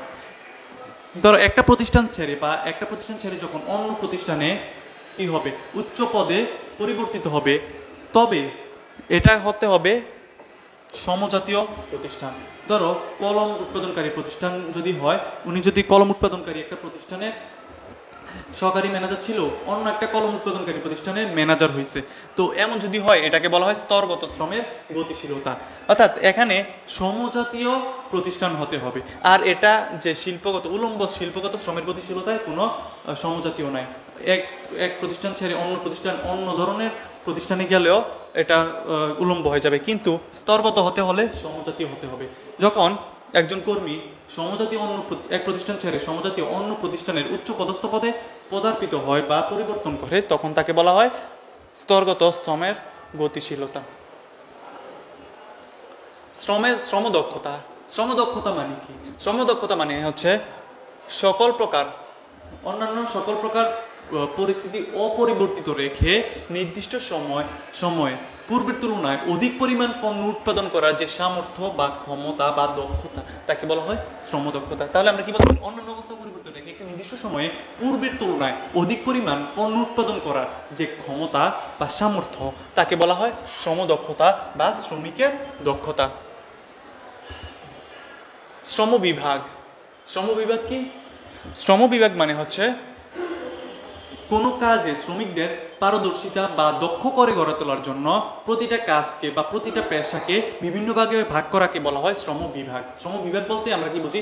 ভাগ করা। কিসের ভাগ করা? এই যে শ্রমগুলা বা পেশাগুলাকে বিভিন্ন ভাগে ভাগ করা। তাহলে আমরা যদি দেখি উৎপাদনের ক্ষেত্রে বিশেষজ্ঞতা এবং পারস্পরিক সহযোগিতা বৃদ্ধির উদ্দেশ্যে উৎপাদন প্রক্রিয়া সম্পাদিত সকল কাজকে সমজাতীয়তার ভিত্তিতে বিভিন্ন ভাগে ভাগ করাকে কি বলা হয়? শ্রমবিভাগ। কেন শ্রমবিভাগ করা হয়? দেখো, শ্রমবিভাগ মানে কি? শ্রমবিভাগ মানে হচ্ছে শ্রম বা কাজকে বিভিন্ন ভাগে ভাগ করা। কেন কাজকে বিভিন্ন ভাগে ভাগ করা? এটা হচ্ছে বিশেষজ্ঞতা বা পারস্পরিক সহযোগিতা বৃদ্ধির জন্য। তারপরে বলছি শ্রমবিভাগের প্রকারভেদ। আমরা একটু আগে কি পড়লাম? এই দুইটার মধ্যে ছেলেমেয়েরা পেঁচ লাগাই নেয় কি? একটা হচ্ছে শ্রমের গতিশীলতা আর একটা হচ্ছে শ্রমবিভাগ। গতিশীলতা মানে কি? একটা ছেড়ে অন্যটায় যাওয়া, এক জায়গা ছেড়ে অন্য জায়গায় যাওয়া, এটা হচ্ছে গতিশীলতা, মানে মুভ করা। আর শ্রমবিভাগ মানে কি? কাজকে ভাগ করা, শ্রমকে ভাগ করা। প্রথমটা বলা হচ্ছে কি? সরল বা পেশাগত শ্রমের গতিশীলতা। এখান থেকে প্রশ্ন হচ্ছে সরল শ্রমের গতিশীলতা মানে কি, বা পেশাগত শ্রমের গতিশীলতা বলতে আমরা কি বুঝি? পেশাগত বা শ্রমের গতিশীলতা শ্রমবিভাগ বলতে কি বুঝি? এটা হচ্ছে যখন বিভিন্ন স্বতন্ত্র পেশায় শ্রমিক বিভিন্ন স্বতন্ত্র পেশায় নিয়োজিত থাকে। ধরো একজন কৃষিকাজে লিপ্ত থাকবে, একজন শিক্ষকতায় লিপ্ত থাকবে, একজন উকিল ওকালতিতে লিপ্ত থাকবে, একজন রিক্সা চালক তার রিক্সা চালনায় লিপ্ত থাকবে। এই যে কাজগুলো, এগুলো হচ্ছে সরল বা পেশাগত। পেশাভিত্তিক যে কাজগুলো, এগুলো হচ্ছে পেশাগত শ্রমের গতিশীলতা। তাহলে আরেকটা হচ্ছে জটিল শ্রমের গতিশীলতা। দেখো, শ্রমবিভাগ কত প্রকার? শ্রমবিভাগ হচ্ছে 3 প্রকার। একটা হচ্ছে সরল বা পেশাগত শ্রমবিভাগ, একটা হচ্ছে জটিল শ্রমবিভাগ, আর একটা হচ্ছে আঞ্চলিক বা ভৌগোলিক শ্রমবিভাগ। তাহলে পেশাগত আমরা বুঝলাম, বিভিন্ন স্বতন্ত্র পেশায় লিপ্ত হওয়াকে পেশাগত বা সরল শ্রমবিভাগ বলা হয়। একটা জটিল শ্রমবিভাগ আবার 2 প্রকার। একটা হচ্ছে সম্পূর্ণ প্রক্রিয়াগত, অসম্পূর্ণ প্রক্রিয়াগত। সম্পূর্ণ প্রক্রিয়াগত কি? যখন একটা পণ্য একেবারে জিরো লেভেল থেকে একেবারে চূড়ান্ত পণ্য পর্যন্ত একই জায়গায় একই প্রতিষ্ঠানে উৎপাদন হবে, সেটাকে বলা হয় সম্পূর্ণ প্রক্রিয়াগত শ্রমবিভাগ। মানে একটা অফিসের মধ্যে একেবারে তুলা থেকে সুতা থেকে কি কাপড় থেকে যে শার্ট প্যান্ট এগুলো তৈরি হবে, এগুলো হচ্ছে সম্পূর্ণ প্রক্রিয়াগত শ্রমবিভাগ। অর্থাৎ একটা চূড়ান্ত পণ্য উৎপাদিত হওয়া পর্যন্ত একই অফিসে একই বিল্ডিংয়ে থাকে, সেটাই হচ্ছে সম্পূর্ণ প্রক্রিয়াগত শ্রমবিভাগ। আর একটা হচ্ছে অসম্পূর্ণ প্রক্রিয়াগত শ্রমবিভাগ। এটা কি? এটা হচ্ছে এক একটা প্রতিষ্ঠান বা এক একজন এক একটা কাজে লিপ্ত থাকে। যেমন যিনি হচ্ছে সুতা উৎপাদন করবেন, তিনি শুধু সুতা নিয়ে কাজ করবেন। যিনি হচ্ছে তোমার কাপড় উৎপাদন করবেন, তিনি শুধু কাপড় উৎপাদন নিয়ে লিপ্ত থাকবেন। যিনি টেইলার্স, তিনি শুধু জামা কাপড় বানানোর কাজে লিপ্ত থাকবেন। এই যে কাজগুলো, এক একজন এক একটা নির্দিষ্ট কাজে লিপ্ত আছেন, সেটাই হচ্ছে অসম্পূর্ণ প্রক্রিয়াগত শ্রমবিভাগ। তাহলে দেখো, এক একটা জায়গায় কিন্তু সম্পূর্ণ হচ্ছে না। যিনি বুতাম বানাচ্ছেন, তিনি শুধু বুতাম নিয়ে আসছেন, তিনি কিন্তু আর শার্ট বানাচ্ছেন না, বুতামটা নিয়ে শার্টেও লাগাচ্ছেন না। যিনি হচ্ছে তুলা থেকে সুতায় বানাচ্ছেন, তিনি শুধু এই কাজটাই করছেন, তিনি কিন্তু আর জামা বানাচ্ছেন না। এটাকে এই কারণে অসম্পূর্ণ প্রক্রিয়াগত জটিল শ্রমবিভাগ বলা হয়। আর হচ্ছে আঞ্চলিক বা ভৌগোলিক শ্রমবিভাগ। ভৌগোলিক শ্রমবিভাগ মানে কি, অর্থাৎ বিভিন্ন জেলা, উপজেলা, পরিবেশ ইত্যাদি ভেদে যখন শ্রমবিভাগ করা হয় তখন তাকে বলা হয় ভৌগোলিক শ্রমবিভাগ। এটা কিন্তু গতিশীলতা না, কি বিভাগ। এখানে কিন্তু এক জায়গা থেকে অন্য জায়গায় যায়ও না। এখানে কি করা হয়, একটা জেলায় ধরো এক একটা বিভাগ অনুযায়ী এক একটা বিভাগে এক একটা কাজে দায়িত্ব দেয়, এক একটা জেলাকে এক একটা কাজে, এই যখন হয় এটাকে বলা হয় আঞ্চলিক বা ভৌগোলিক। অঞ্চল ভেদে যে শ্রমবিভাগ করা হয় সেটাকে আঞ্চলিক বা ভৌগোলিক শ্রমবিভাগ বলা হয়। তারপর হচ্ছে মূলধন। মূলধন কি, মূলধনকে বলা হয় মানুষের উৎপাদনের উৎপাদিত উপাদান, অর্থাৎ যে সকল দ্রব্য সামগ্রী মানুষের শ্রম দ্বারা উৎপাদিত হয় এবং যা বর্তমানে ভোগ বা ব্যবহার না করে পরবর্তীতে উৎপাদন কাজে বিনিয়োগ করা হয় সেটাকে বলা হয় মূলধন। যে আমরা একটা কাজ করলাম, একটা আয় হইলো আমাদের বা উৎপাদন করলাম, এটা থেকে যে আয় হইলো, এই আয়ের সম্পূর্ণ অংশটা আমরা কি করলাম না, ভোগ করে শেষ দিয়ে করলাম না, একটা অংশ আমরা জমিয়ে রাখলাম, পরবর্তীতে অধিক পরিমাণে পণ্য উৎপাদনের জন্য পুনরায় ওই টাকাটা মূলধন হিসেবে বিনিয়োগ করলাম, এটাকে বলা হয় মূলধন। মূলধনের বৈশিষ্ট্য। মূলধনের কিছু বৈশিষ্ট্য রয়েছে। কি কি বৈশিষ্ট্য? প্রথম যেটা, মূলধন উৎপাদনের উৎপাদিত উপাদান। আচ্ছা, মূলধন কিভাবে উৎপাদনের উৎপাদিত উপাদান হয়? মূলধন যখন আমরা যখন একটা উৎপাদন করি তখন আমাদের আয় হয়। এই আয়টা কি আমরা সম্পূর্ণ ভোগ করি না, এটা কি করি, জমিয়ে কিছু একটা অংশ জমিয়ে রাখি। এই জমানো টাকাটাই পরবর্তীতে আবার বিনিয়োগ করি। তাহলে আমার এই যে বিনিয়োগকৃত টাকাটা, এটা কোত্থেকে আসলো? এই যে আমি প্রথম উৎপাদন করলাম, এই উৎপাদনের একটা অংশে আমার কি হলো, মূলধন হিসেবে আমি নিয়ে আসতে পারলাম। তাহলে এই টাকাটা আমার উৎপাদিত উপাদান বলা হয়। যে মূলধন উৎপাদনের উৎপাদিত উপাদান ব্যাখ্যা করো। তাহলে আমরা কি করবো, প্রথমে মূলধনের সংখ্যা দেবো, মূলধন কাকে বলে, তারপর ব্যাখ্যা দেবো যে মূলধন কিভাবে উৎপাদনের উৎপাদিত উপাদান। কিভাবে উৎপাদনের উৎপাদিত উপাদান, আমার যে উৎপাদনের অংশটা এটা আমরা সম্পূর্ণ ব্যবহার করি না বা ভোগ করি না, এটার একটা নির্দিষ্ট অংশ আমরা কি করি, জমিয়ে রাখি, পরবর্তীতে অধিক উৎপাদনের জন্য ওই জমানো অংশটা আবার বিনিয়োগ করি। এই কারণে মূলধন উৎপাদনের উৎপাদিত উপাদান বলা হয়। তারপর হচ্ছে মূলধন অতীত শ্রমের ফল। অতীত শ্রমের ফল কেন? আমি যে আগে একটা শ্রম দিয়ে আমি আয় করলাম, এই আয়ের একটা অংশ আমি জমিয়ে রাখলাম, পরবর্তীতে অন্য কাজে বিনিয়োগ করলাম, বিনিয়োগ করাতে আমার মূলধন হয়েছে। তাহলে এই যে শ্রমটা দিলাম, প্রথমে যে শ্রমটা দিলাম, এটা হচ্ছে আমার অতীত শ্রমের ফল। এই যে মূলধনটা হইলো, এটা হলো যে শুরুতে যে শ্রমটা দিলাম, এটার শ্রমের কারণে আমার আয় হয়েছে, আয়ের কারণে আমি বিনিয়োগ করতে পারছি। এই কারণে মূলধনকে অতীত শ্রমের ফল বলা হয়। মূলধন সঞ্চয়ের ফল। আচ্ছা, মূলধন কিভাবে হয়? যখন আমার আয় হইলো, আমি তো সম্পূর্ণটা ভোগ করি না, এটা কি করি, একটা জমিয়ে রাখি। এই জমানোই তো সঞ্চয় করা, জমানোকে সঞ্চয় করা বলা হয়। তাহলে সঞ্চয়ের টাকাটা আমরা কি করি, বিনিয়োগ করি, তাহলে বলা হয় মূলধন সঞ্চয়ের ফল। তারপরে বলা হচ্ছে যে মূলধন উৎপাদনশীল। মূলধন কিভাবে উৎপাদনশীল? যখন আমরা মূলধনটা বিনিয়োগ করব, তখন উৎপাদন কাজে বিনিয়োগ করব, তখন কি হবে, উৎপাদনশীলতা বৃদ্ধি পাবে বা উৎপাদন বৃদ্ধি পাবে। এই কারণকে বলা হয় মূলধন উৎপাদনশীল। যদি আমি টাকা জমালাম, ঠিক আছে, কিন্তু কোথাও বিনিয়োগ করলাম না, তখন এটা অনুৎপাদনশীল মূলধন হয়। যখন আমরা বিনিয়োগ করে দেব, তখন এটি উৎপাদনশীল মূলধন হবে। তারপর বলতেছে মূলধন ভবিষ্যৎ আয়ের উৎস। মূলধনকে ভবিষ্যৎ আয়ের উৎস বলা হয়, ব্যাখ্যা করো। এভাবে প্রশ্ন আসতে পারবে, তখন কি করব, মূলধনের সংখ্যা দেবো। মূলধন কিভাবে ভবিষ্যৎ আয়ের অংশ? ধরো আমি যে আয়টা হলো, এটা কি করলাম, আমরা সঞ্চয় করলাম, তারপরে এটা বিনিয়োগ করলাম, বিনিয়োগ করাতে আমার মূলধন হয়েছে। আমি কোথায় বিনিয়োগ করলাম, উৎপাদন ক্ষেত্রে অথবা যে কোনো জায়গায়। যখন আমরা বিনিয়োগ করলাম উৎপাদন ক্ষেত্রে, এই যে বিনিয়োগের থেকে, ধরো উৎপাদন ক্ষেত্রে বিনিয়োগ করলাম, এতে করে কি হবে, আমার পণ্য উৎপাদন হবে। উৎপাদন হলে কি হবে, উৎপাদন হলে আমার বিক্রয় বাড়বে, বিক্রয় বাড়লে মুনাফা বাড়বে, মুনাফা বাড়লে আমার কি হবে, আমার আয় বৃদ্ধি পাবে, তাহলে এই যে আয়টা, এটা কোথায় হবে, এটা ভবিষ্যতে হবে। যদি আমি বিনিয়োগ করি তাহলে আমার ভবিষ্যৎ আয়ের সুযোগ সৃষ্টি হবে। এই কারণে বলা হয় মূলধন ভবিষ্যৎ আয়ের উৎস। তাহলে এই যে বৈশিষ্ট্যগুলা, যে অতীত সঞ্চয়ের ফল, উৎপাদিত উপাদান, সঞ্চয়ের ফল, তারপরে হচ্ছে বলা উৎপাদনশীল, এই জিনিসগুলো দেখে আমরা আইডেন্টিফাই করব যে এটা কি মূলধনের বৈশিষ্ট্য নাকি শ্রমের বৈশিষ্ট্য। এই বিষয়গুলো আমরা দেখব। এটা খুবই গুরুত্বপূর্ণ, এটা এমসিকিউ আসে, সিকিউ আসে। বলছে যে মূলধন গঠনের পর্যায় বা স্তর। মূলধন গঠনের পর্যায় কয়টি? 4টি। একটা হচ্ছে আয়, মূলধন গঠন করতে হলে আমার কি করতে হবে? আয় করতে হবে। এটা কি আমি উৎপাদন করে আয় করবো, নাকি ধরো চাকরি করে যে কোনোভাবে আমি আয় করতে পারি? আয়, তারপর হচ্ছে এই যে আয় করলাম, ধরো চাকরি করলাম, মাসে ধরো 20,000 টাকা, এর মধ্যে 10,000 টাকা খরচ করলাম, 15,000 টাকা খরচ করলাম, 5,000 টাকা জমি রাখলাম। এই জমাটা হচ্ছে এই আয়ের একটা অংশ আমি জমাই, এই জমানোটাই হচ্ছে সঞ্চয়। আয়ের পর আয়ের টাকাটা আমরা কি করি? জমাই বা সঞ্চয় করি একটা নির্দিষ্ট অংশ। তারপর হচ্ছে সঞ্চয় সংগ্রহ। এই যে আমি সঞ্চয়টা অনেক দিন ধরে সঞ্চয় করলাম, একটা বড় অঙ্কের একটা টাকা হলো, এই টাকাটা আমরা কি করলাম? সংগ্রহ করলাম। তারপর হচ্ছে যখন বিনিয়োগ করব, এই সঞ্চয় সংগ্রহ করার পর যখন আমরা উৎপাদন ক্ষেত্রে বিনিয়োগ করব, তখনই হয়ে যাবে এটা কি? এটা হচ্ছে মূলধন। তাহলে মূলধন গঠনের পর্যায় কয়টি? 4টি। কি কি? আয়, সঞ্চয়, সঞ্চয় সংগ্রহ, বিনিয়োগ। বুঝা গেল? তাহলে আমরা উদ্দীপকে দিতে পারি যে মিস্টার উমক দীর্ঘদিন ধরে অনেক পরিমাণ টাকা জমিয়েছেন, এখন তিনি সিদ্ধান্ত নিলেন এই টাকাটা সংগ্রহ করে বিনিয়োগ করবেন। তাহলে উনি কোন পর্যায়ে আছেন? তাহলে আমি কোন পর্যায়ে আছে? তিনি সংগ্রহ করলেন, এখন কিন্তু সংগ্রহ করে নাই, তিনি কি করছে? তিনি হচ্ছে চিন্তা ভাবনা করতেছে, তার মানে সঞ্চয় করে আছে। তাহলে তার কোন পর্যায়ে আছে? সঞ্চয়ের মধ্যে রয়েছে। তুমি এভাবেই ব্যাখ্যা করতে পারবা।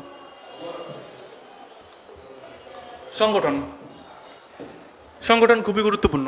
সংগঠনকে বলা হয় অন্যান্য যে উপাদানগুলো আছে এগুলার পরিচালনা শক্তি বলা হয়। দেখো, সংগঠন কি? প্রাতিষ্ঠানিক লক্ষ্য অর্জনের জন্য উৎপাদনের অন্যান্য উপাদানগুলোকে একত্রিত করে সামঞ্জস্যপূর্ণ সমন্বয় বিধানপূর্বক প্রতিষ্ঠান গঠন, পরিচালনা এবং নিয়ন্ত্রণের কাজকে সংগঠন বলা হয়। তাহলে সংগঠন কি? যদি সহজে বুঝতে চাও, যে প্রতিষ্ঠানের সকল প্রাকৃতিক এবং অপ্রাকৃতিক উপাদানের সমন্বয় বা সমষ্টিকে বলা হয় সংগঠন। প্রতিষ্ঠানের সকল প্রাকৃতিক অপ্রাকৃতিক উপাদানের সমষ্টিকে বলা হয় সংগঠন। প্রাকৃতিক সম্পদ কোনগুলো? প্রাকৃতিক যে উপাদানগুলো আছে এগুলো। আর অপ্রাকৃতিক ধরো যে টেবিল বলো, চেয়ার বলো, যন্ত্রপাতি বলো, এগুলো অপ্রাকৃতিক উপাদান। তো এগুলো যে সমষ্টি, এগুলোকে বলা হয় কি? সংগঠন বলা হয়। তাহলে সংগঠনের বৈশিষ্ট্য কি? সংগঠনের বৈশিষ্ট্য দেখে আমরা বুঝবো এটা কি সংগঠনের কথা বলা হচ্ছে নাকি না। প্রথম হচ্ছে সুনির্দিষ্ট উদ্দেশ্য। সংগঠনের অবশ্যই কি থাকবে? সুনির্দিষ্ট লক্ষ্য বা উদ্দেশ্য থাকবে।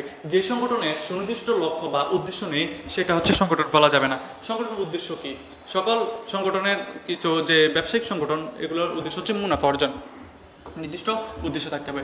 উপাদানগুলোর সমন্বয়। উপাদানগুলো কি? এই যে বাকি যে 3টে উপাদান আছে, ভূমি, শ্রম, মূলধন, এগুলো কে সংগ্রহ করে, কে সমন্বয় করে? এই সংগঠন সমন্বয় করে। তাহলে এই যে বাকি উপাদানগুলো আছে, উৎপাদনের অন্যান্য উপাদানগুলো আমরা কি করব? সমন্বয় করি। কিসের মাধ্যমে? সংগঠনের মাধ্যমে। শ্রম বিভাজন। বিভাজন মানে কি? ভাগ করা। কে ভাগ করে? সংগঠন ভাগ করে। যে নির্দিষ্ট কাজের দক্ষতা অর্জনের জন্য বিভিন্ন ভাগে ভাগ করাকে বলা হয় শ্রম বিভাজন। কে করে থাকে? সংগঠন করে থাকে। দায় দায়িত্ব বন্টন। যখন আমরা শ্রমটাকে বিভিন্ন ভাগে ভাগ করলাম, একটা জায়গায় একটা সেক্টরে একজনকে কি দেই? দায়িত্ব দেই, ক্ষমতা দেই, যে তুমি কিভাবে পরিচালনা করবা এই বিষয়টা জানানোর জন্য। তাহলে দায় দায়িত্ব বন্টন করি। তাহলে শ্রম বিভাগ করি, দায় দায়িত্ব বন্টন করি। দায় দায়িত্ব বন্টন করার পর আমরা কি করবি? কে কার ঊর্ধ্বতন, কে কার অধস্তন, এটা সম্পর্ক নির্ধারণ করে দেই। যে তুমি কে কার বস, কে কার নিকট জবাবদিহিতা করবে, কে কার নিকট থেকে জবাবদিহিতা আদায় করবে, এটা সম্পর্ক নির্ধারণ করে দেয় কে? এই সংগঠন। তারপর হচ্ছে সমন্বিত প্রচেষ্টা। সংগঠনকে বলা হয় সমন্বিত প্রচেষ্টা। কেন সমন্বিত প্রচেষ্টা? সংগঠন কিন্তু একজন দ্বারা হয় না। সংগঠন কি হয়?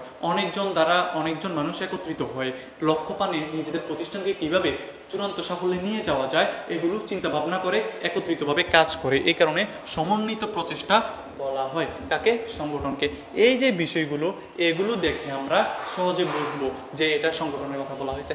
তাহলে যদি বলা হয় সংগঠন পারস্পরিক সম্পর্ক নির্ধারণ করে ব্যাখ্যা করো, তাহলে কি দেবো? আগে সংগঠনের সংজ্ঞা দেবো, তারপরে এই বিষয়গুলো আলোচনা করবো।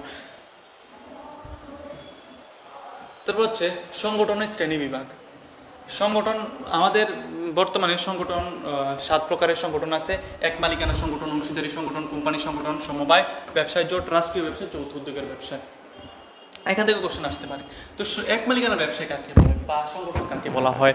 একজন মালিক দ্বারা গঠিত সংগঠনকে এক মালিকানা ব্যবসায় বলা হয়। তাহলে একজন মালিক দ্বারা গঠিত, পরিচালিত, নিয়ন্ত্রিত সংগঠন বা ব্যবসায়কে এক মালিকানা সংগঠন বলা হয়। অংশীদারি সংগঠন কাকে বলা হয়? যখন দেখবা 2 বা ততোধিক ব্যক্তি চুক্তির মাধ্যমে কোনো সংগঠন গড়ে তোলেন, তখন তাকে বলা হয় অংশীদারি সংগঠন বা অংশীদারি ব্যবসা। তাহলে হচ্ছে কোম্পানি সংগঠন। দেশে প্রচলিত 1994 সালে কোম্পানি আইনের আওতায় যে সংগঠন গড়ে তোলা হয় তাকে বলা হয় কোম্পানি সংগঠন। সমবায় সমিতি কাকে বলা হয়? কতিপয় সমমনা সমশ্রেণী মানুষ একত্রিত হয়ে পারস্পরিক অর্থনৈতিক কল্যাণের জন্য যে সংগঠন গড়ে তোলে তাকে বলা হয় সমবায় সমিতি। তারপর হচ্ছে ব্যবসায় জোট কাকে বলা হয়? পারস্পরিক উদ্দেশ্য সাধনের জন্য দেশের অভ্যন্তরীণ কিছু প্রতিষ্ঠান যখন একত্রিত হয়ে জোটবদ্ধভাবে কাজ করে তাকে বলা হয় ব্যবসায় জোট।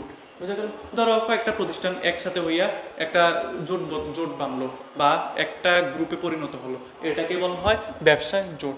রাষ্ট্রীয় ব্যবসায়, রাষ্ট্র কর্তৃক গঠিত পরিচালিত নিয়ন্ত্রিত ব্যবসাকে বলা হয় রাষ্ট্রীয় ব্যবসায়। যৌথ উদ্যোগের ব্যবসা, এই দুইটার মধ্যে পার্থক্য আছে। ব্যবসায় জোট মানে কি? দেশের মধ্যে বিভিন্ন ধরনের প্রতিষ্ঠান একত্রিত হয়ে কি করে, তাদের বিভিন্ন ধরনের উদ্দেশ্য হাসিলের জন্য জোটবদ্ধ হয়, এটাকে বলা হয় ব্যবসায় জোট। আর যৌথ উদ্যোগের ব্যবসা কি? দেশি এবং বিদেশি উদ্যোক্তাদের সমন্বয়ে যে ব্যবসাটা গড়ে তোলে বা যে ব্যবসাটা গড়ে ওঠে সেটাকে বলা হয় যৌথ উদ্যোগের ব্যবসা বা যৌথ উদ্যোগের সংগঠন। বোঝা গেল? একটা হচ্ছে দেশি উদ্যোক্তা থাকবে, বিদেশি উদ্যোক্তা থাকবে, দুইজনের সমন্বয় গঠিত হবে। আর ব্যবসায় জোট যেটা, এটা শুধু দেশের অভ্যন্তরীণ যে কর্তৃপক্ষ আছে বা অভ্যন্তরীণ যে প্রতিষ্ঠানগুলো আছে এগুলোর সমন্বয়ে নির্দিষ্ট উদ্দেশ্য সাধনের জন্য গঠিত হয়ে থাকে। তাহলে আমরা সহজে বুঝতে পারলাম যে কোত্থেকে প্রশ্নগুলো আসতে পারে। এই যে দ্বিতীয় অধ্যায়, এটা থেকে কোত্থেকে প্রশ্ন আসে? আমাদের যে চারটা উৎপাদনের উপকরণ আছে, কি কি আছে? উৎপাদন উপাদান, ভূমি, শ্রম, মূলধন, সংগঠন, সবগুলোর বৈশিষ্ট্য খুব ভালোভাবে পড়তে হবে। বৈশিষ্ট্য কিন্তু অল্প, যেগুলো আমি এখন আলোচনা করলাম এগুলো যদি পড়ো এগুলো থেকে 100% কোশ্চেন কমন আসবে।